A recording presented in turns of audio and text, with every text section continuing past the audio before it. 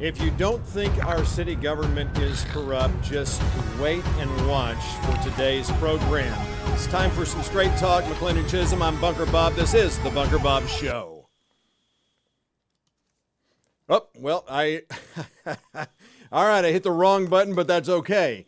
This is still the Bunker Bob Show. Again, that's what happens when you have a live program, and that's what I prefer anyway. So let me move it on to what I was talking about and what we were moving forward with, and yeah, I'll move past that.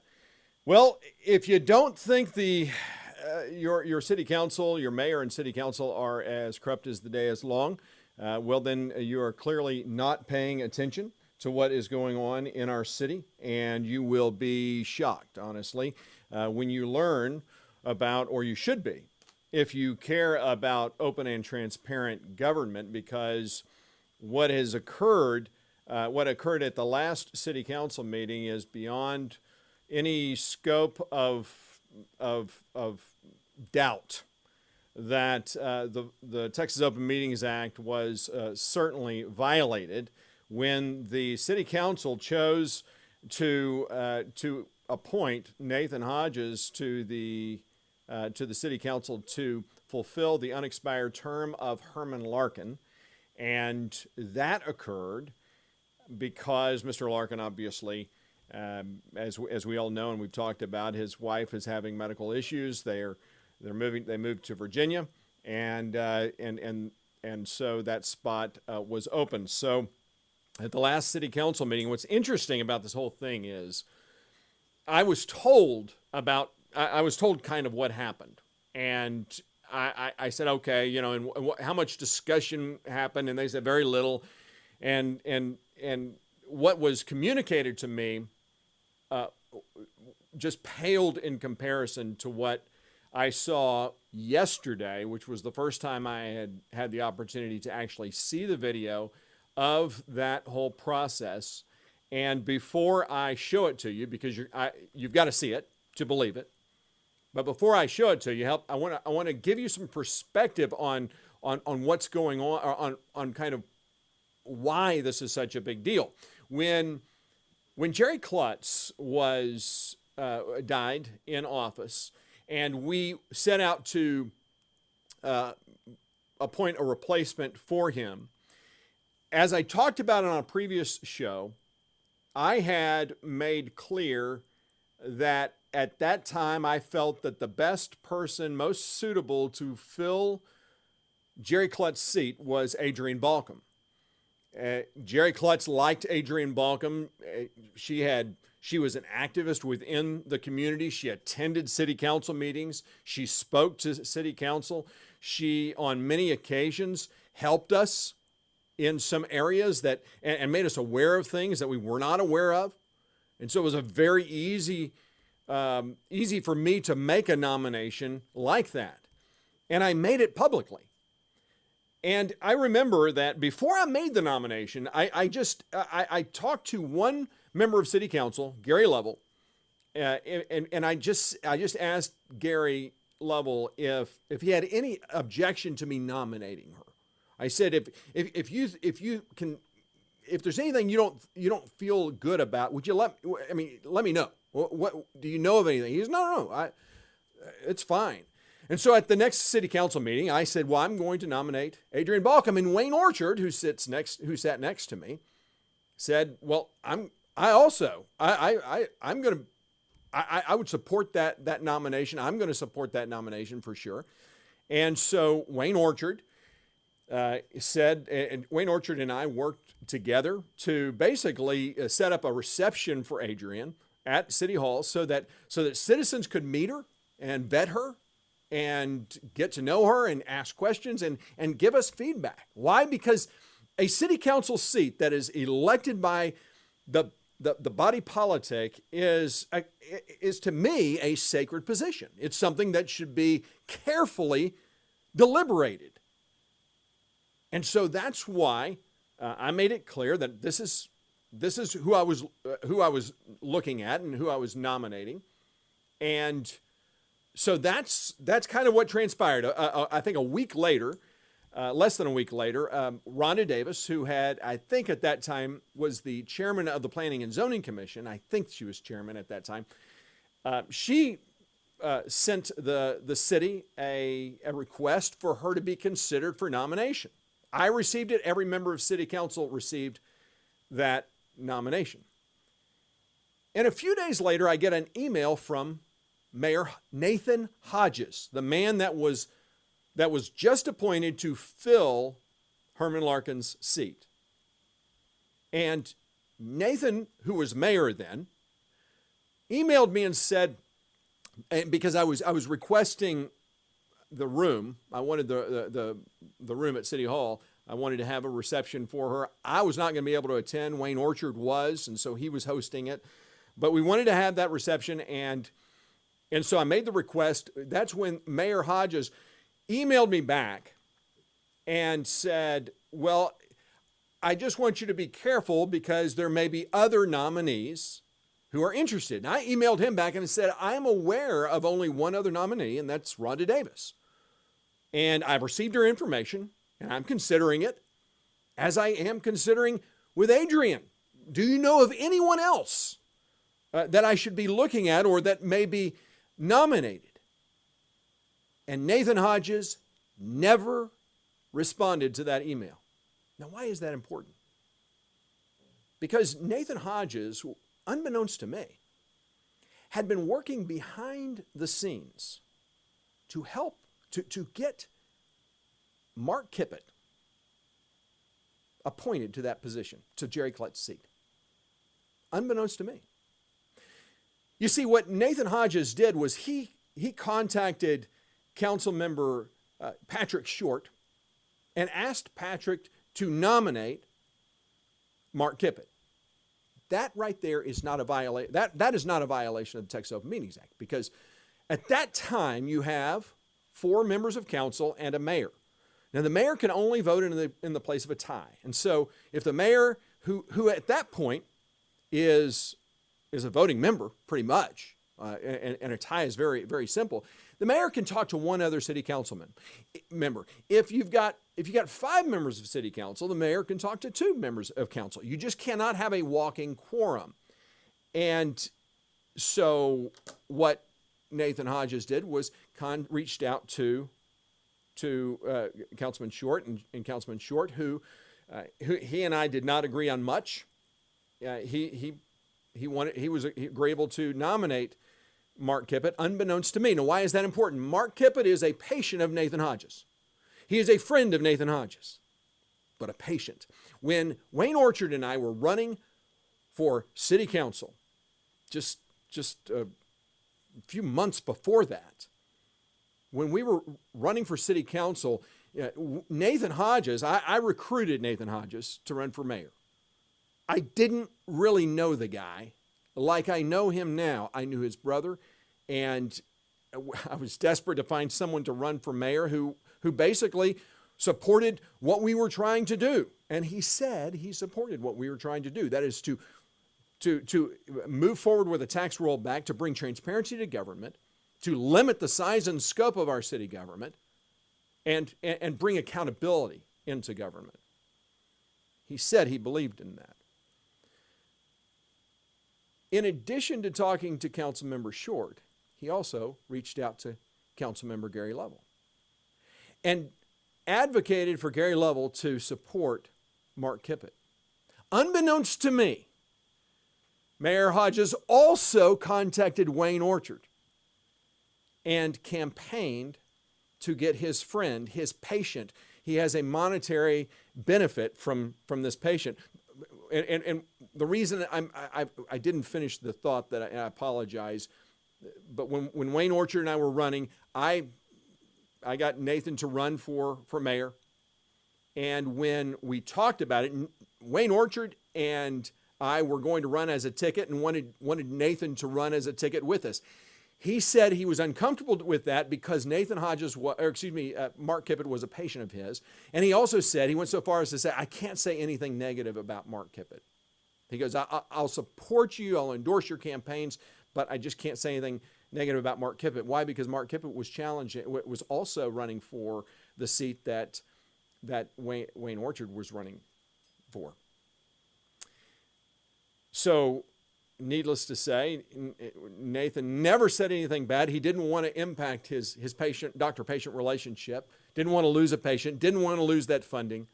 And so, as mayor, when there was an open seat on city council, and by the way, just so that there's no misunderstanding, Jerry Klutz was a big supporter of mine when I was running for city council. He was on city council, and he was so helpful throughout my campaign. He endorsed me. He supported me and Wayne, and Nathan for that matter. But so did Adrian Balcom, and so we all got a chance to work together. The five of us, Adrian, Jerry, me and Wayne, the four of us, because Nathan really kind of went off on his own. And so Jerry really liked Adrian, and what I remember him saying about her is, I've never really liked the Sonoma Verde development, but it's amazing. This is a gal who really cares about preserving our open spaces. She cares about limited government. This is the kind of person that and he even talked about how she should run for city council at some point. So it was an easy nomination to make. But of course, I didn't know what Nathan Hodges was doing behind my back. And what's interesting is Wayne Orchard never called me to tell me that he had been contacted by the mayor. I got to the city council meeting where we were going to make a nomination and possibly appoint someone to fulfill the unexpired term of Jerry Klutz. And sitting on the front row, he came in and sat down on the front row, was Mark Kippett, and he called me. He said, "Hey, Bob, this is a guy, by the way, has never talked to me. He is the only time I've talked to the guy really is when he came over to a neighbor's house to campaign, and I was like, and he had my sign in his yard, and I had noticed throughout the campaign that people who had our signs also had Mark Kippett's sign, and I kept saying, well, our signs say Wayne Orchard and Robert Steinhang. Why do you have Mark Kippett's sign in your yard? I was curious to figure out what he was saying to people, because every one of them would say, well, we thought he was running with you. I said, no, he's running against Wayne Orchard. Oh, we had no idea, was the comment everyone made. But that's the kind of person Mark Kippett is, a man who lacks the most basic form of integrity, the most basic. And so Mark Kippett sat on the front row and said, "Hey, Bob." Now, my name was Robert. He's the one actually who came up with the calling me Bunker Bob on social media. He's a small man, and so he insults people in the most ridiculous ways. And so I said, "Okay, you want to call me Bunker Bob? Fine, I'm Bunker Bob." But what was interesting, I'm sitting at the dais, and before the meeting, he goes, "Hey, Bob," and I look up and I'm like, "Oh, I thought you were talking to me." He goes, "I am." I said, "Hi," and he had this smug look on his face. He knew something that I didn't. He knew that he and Nathan Hodges had been conspiring behind the scenes to get him appointed to office.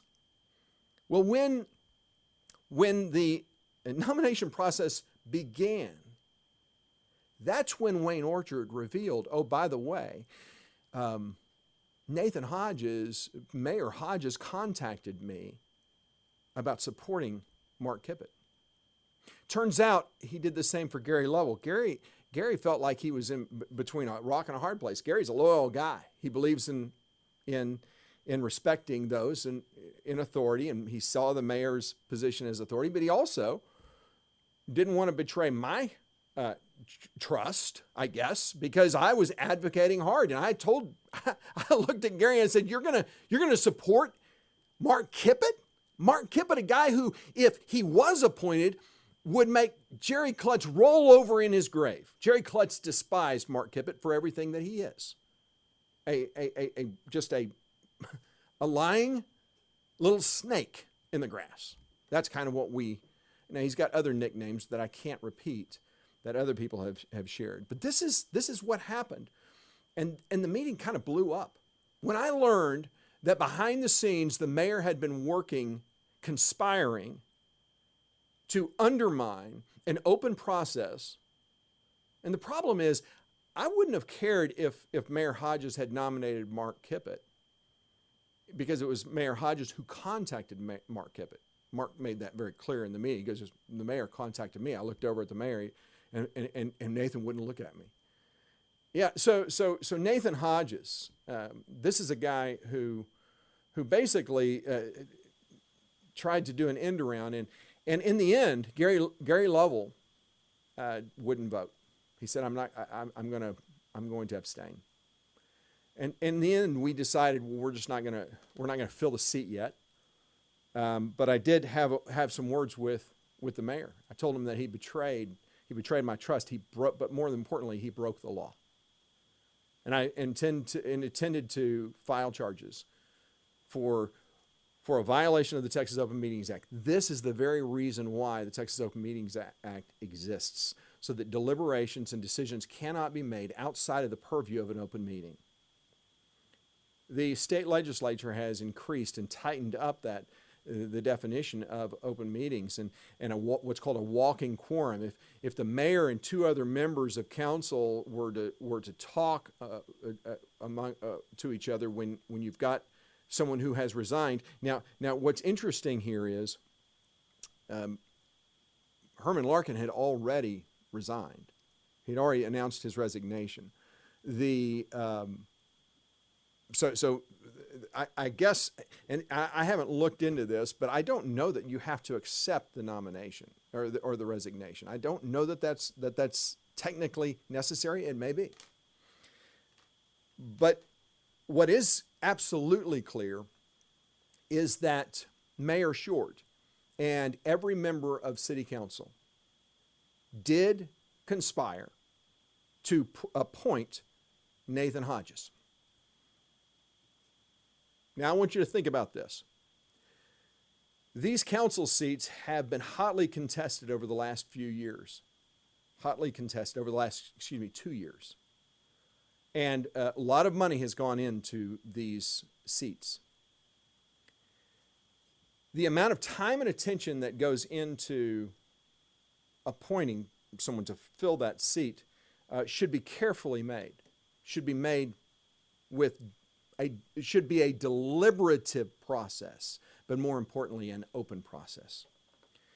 So, folks, I'm just here to tell you that there's a certain way things work in the city of McLennan-Chisholm. And it is one of those things that should turn your stomach when you see it on display. Now, think about this. So I'm going to show you the entire deliberation, discussion, nomination for appointing Nathan Hodges to City Council. But I'm going to show it to you, but there's more information that you're going to want to know after watching this. Because once you know all of the facts after watching this, you're going to say, I don't care who you are. You would have to be irretrievably stupid or a leftist, which is what I continue to say the mayor and city council members are. A group of leftists who have no regard for the rule of law. None. They will lie and cheat and steal to get whatever they want to push forward the agenda that they want. So here we go. Here is your city government that you elected. Not all of you, I realize that. But as I keep saying, we deserve the government that we get. So watch this. Moving on to 6.4, discussion and action regarding recommendation by the mayor to appoint Nathan Hodges to fill council member place 2's vacancy and serve until the next municipal election. My recommendation to council is to appoint Mr. Hodges to fulfill the rest of Mr. Larkin's term. Do I have a motion?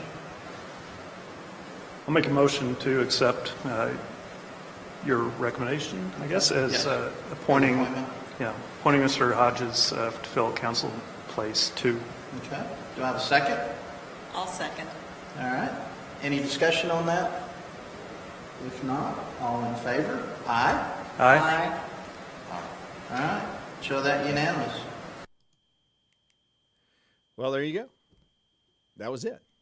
Do you know that at no time was any discussion before this meeting ever made about Nathan Hodges? No discussion whatsoever.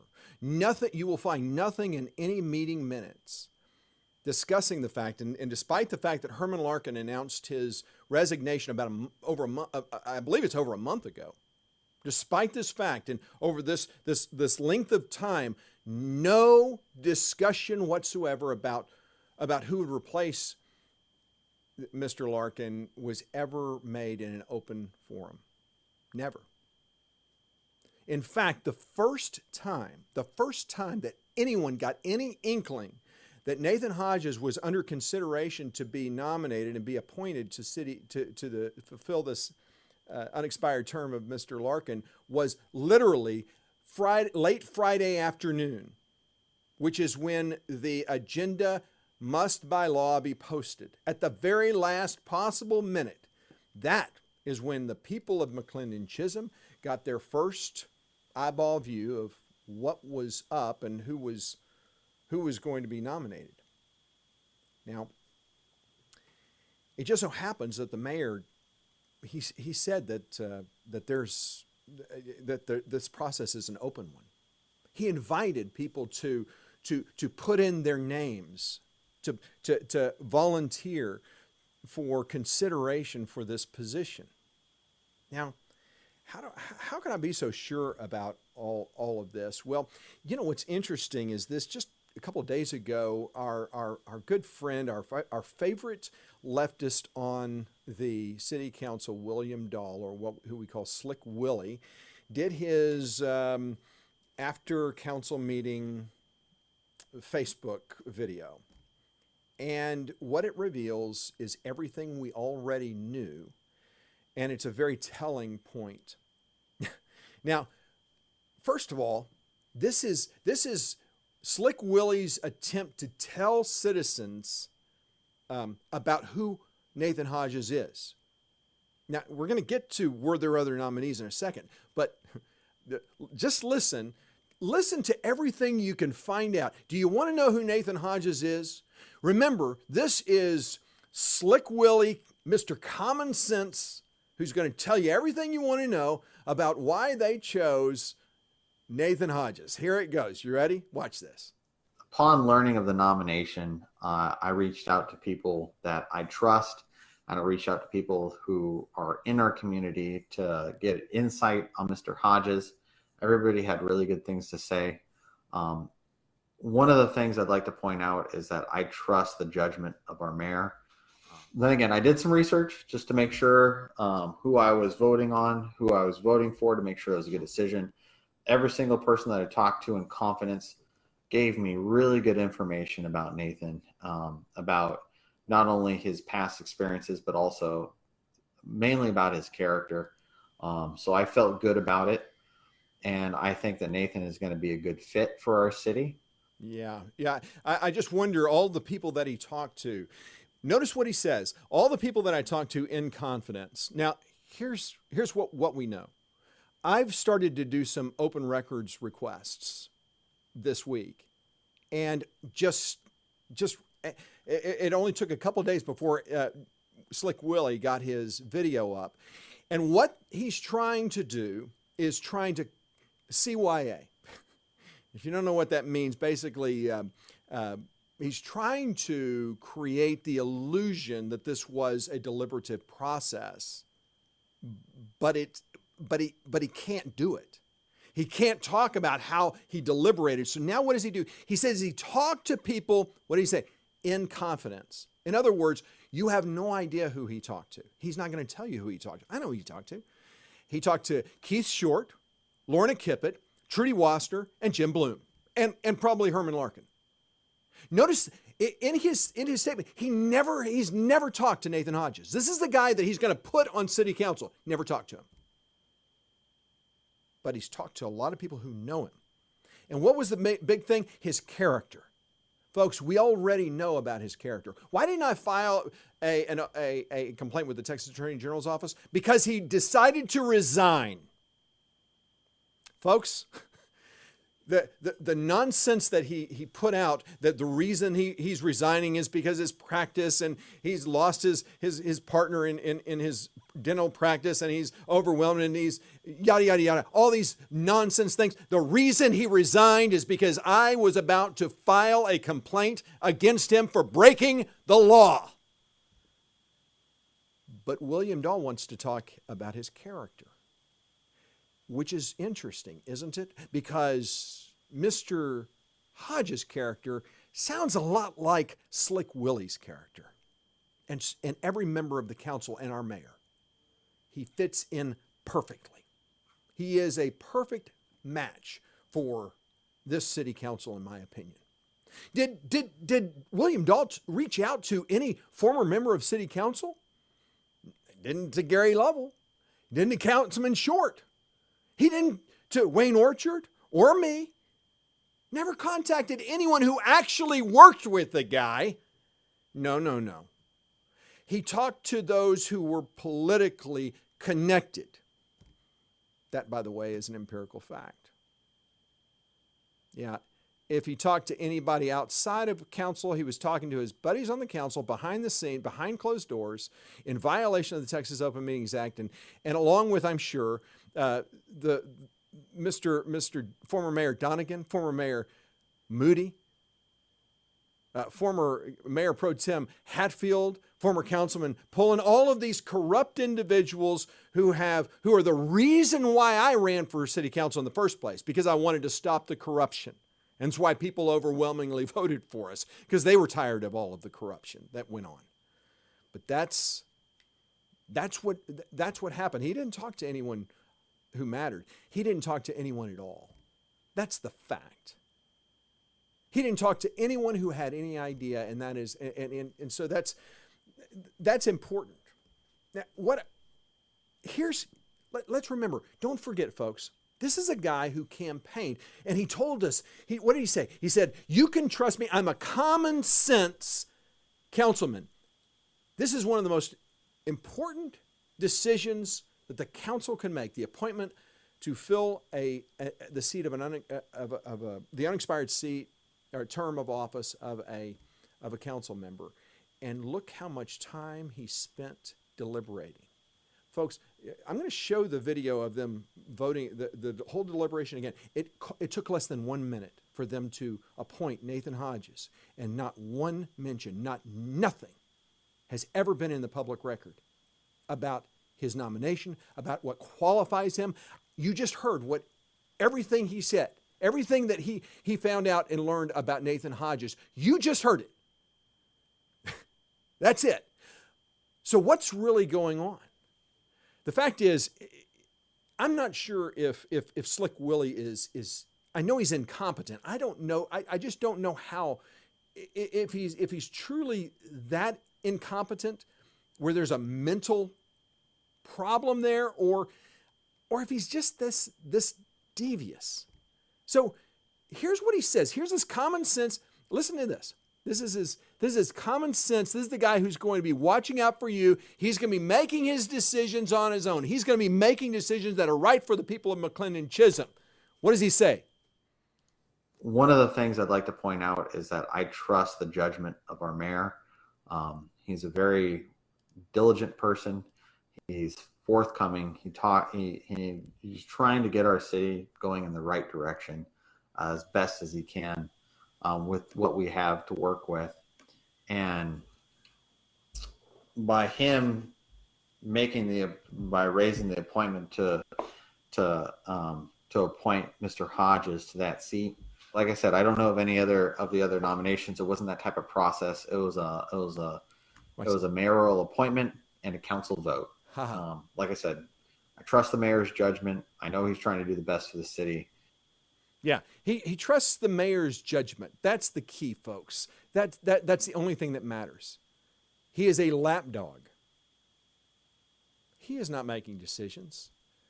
He's an empty suit, a truly empty suit, or he is conspiratorial in his actions against the people of McLean and Chisholm.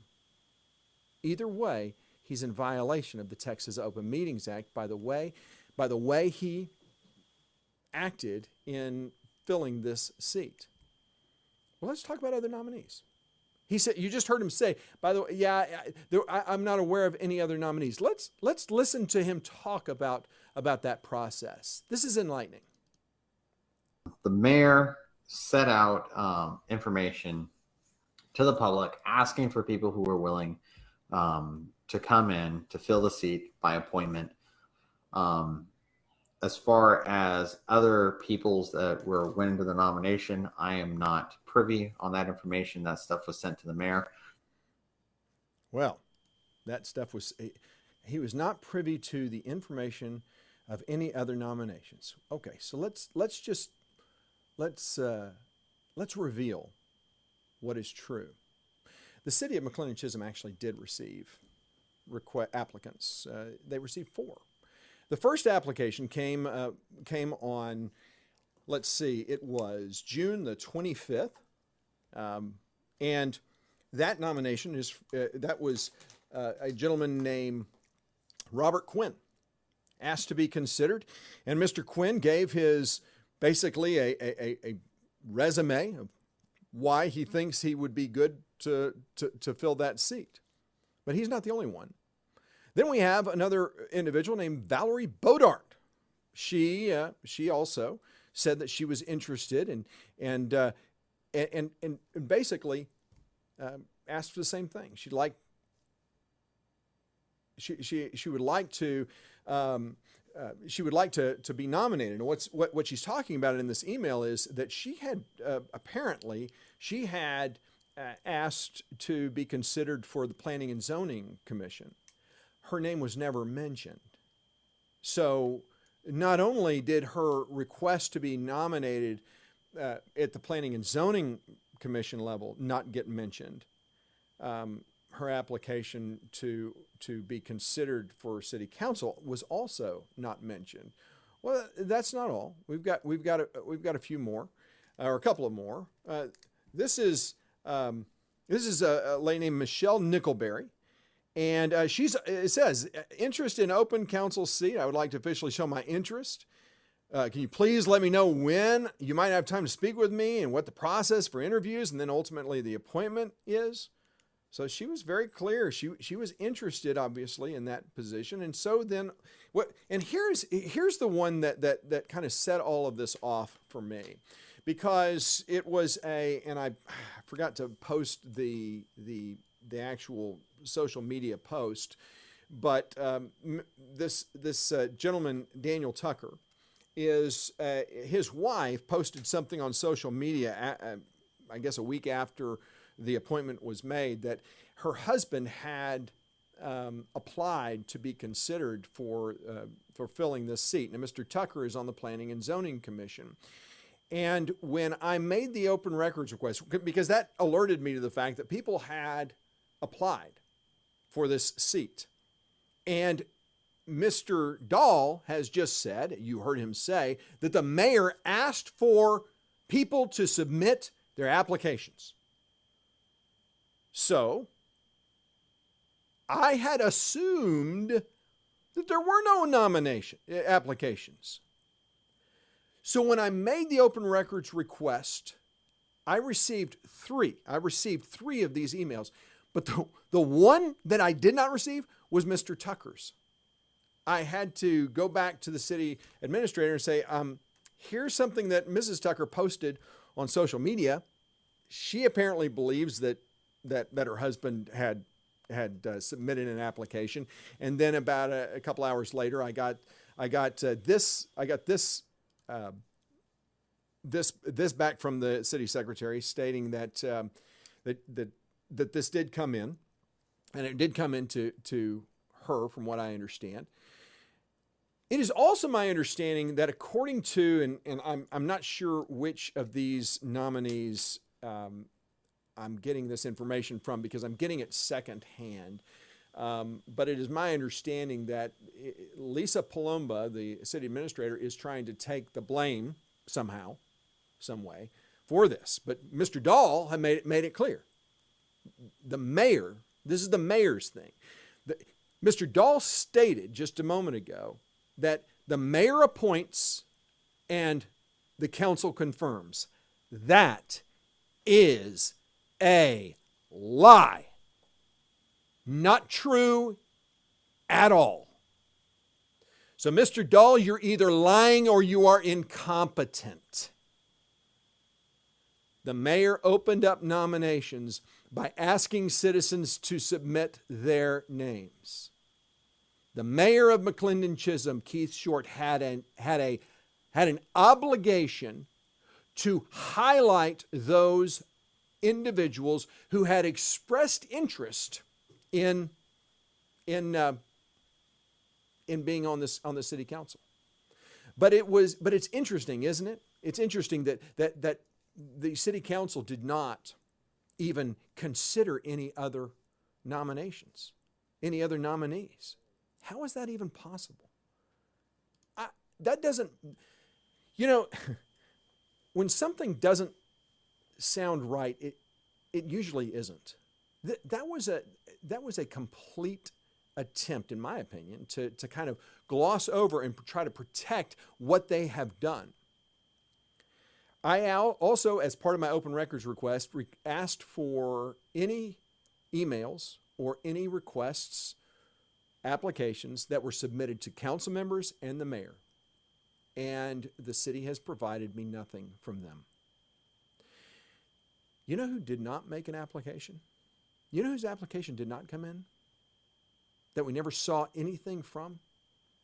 Nathan Hodges. The man that the council appointed to serve on city council. What do you know about Nathan Hodges, beside the fact that he is a man who is completely bankrupt of integrity when he was in office? Well, we know a little bit more, right? You see, as far as the nominations go, isn't the process that you open those nominations, that you take deliberative steps to get to interview, to review the information sent to you? Isn't that what the process should look like? Well, it should. It should. And by the way, just to be clear, the city council is governed. The meetings are governed by Robert's Rules of Order. Now, Robert's Rules of Order is not my Rules of Order. We adopted Robert's Rules of Order in my first city council meeting, so that there would be a deliberative process that was a true process for deliberating and for making decisions. Under Robert's Rules of Order, the chair can make nominations, members can make nominations, and nominations can be taken from the floor. The mayor, by opening up the floor, created a new definition of the floor by opening and asking citizens to submit their applications, to submit a request for consideration. And by doing so, the mayor has an obligation under Robert's rules to have those names entered in nomination. Now, to be clear, Robert's Rules of Order, which, by the way, was created by a guy with the last name of Roberts from the United States military, that's where this comes from, that govern meetings. The mayor has the right to nominate, but a nominee does not have to be seconded. So the fact that members and those on the floor can nominate themselves. The mayor created this opportunity for citizens, and the mayor did not follow through on that. How is it even possible that they could appoint someone without any discussion whatsoever? Well, we kind of know the reason for that. I don't know. Like I said, I don't know of any other of the other nominations. It wasn't that type of process. It was a mayoral appointment and a council vote. Like I said. Yeah, a mayoral appointment and a council vote. It wasn't that kind of process.